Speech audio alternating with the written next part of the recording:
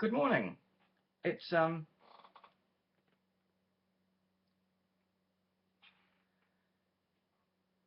Tuesday the 22nd of April 2014. It's about 9:30ish.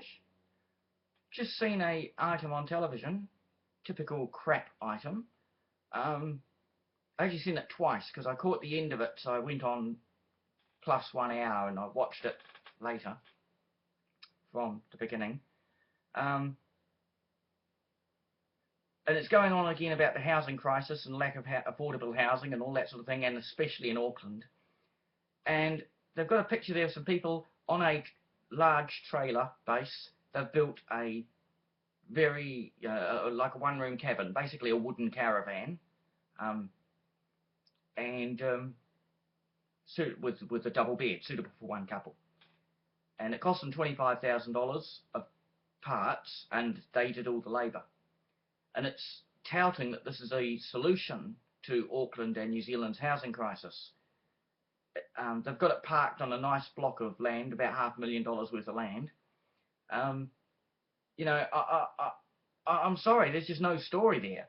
They've paid $25,000 to build their own medium-sized caravan that they could have bought for $25,000, and it still hasn't helped them out unless they happen to have $500,000 worth of land to park it on. So I'm just, it annoys me when these absolutely crap stories come out on television.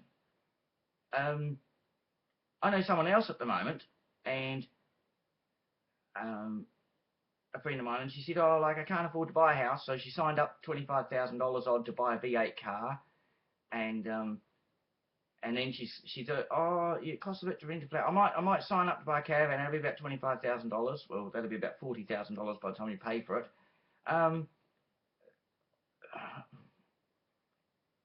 The cost of her car would almost be the deposit on the cheapest house.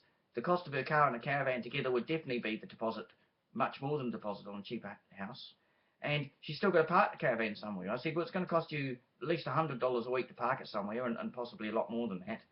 Oh, I'll find somewhere free to park it. Well, with all the other people who are trying to find places to park there for free, their caravan or their little wooden house built on a trailer or whatever. Anyway, so I thought it was a crap article.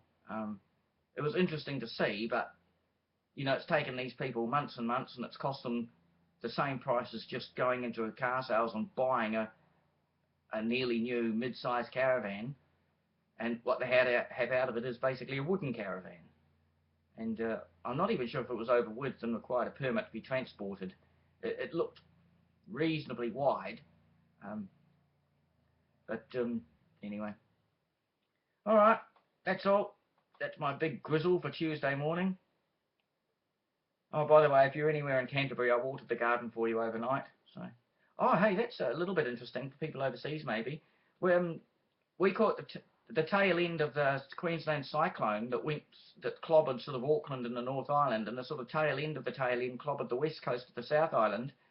That was over the Easter weekend, so just finished now about 4 days ago. It was raining through on the Thursday night and that. And in the west coast, over 60 houses have had their roofs torn off. Some houses and industrial buildings are so badly damaged they'll be demolished. And some places in the west coast, in the more remote areas, obviously the power was knocked out almost everywhere. Everywhere that has overhead lines had basically no power.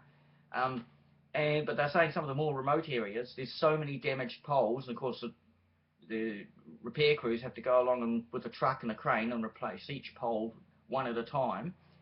They said they'll be without power. Their guys have been working 16-hour days or 14-hour days or something, and they say West Coasters who haven't got power can expect to stay without it for another almost a week.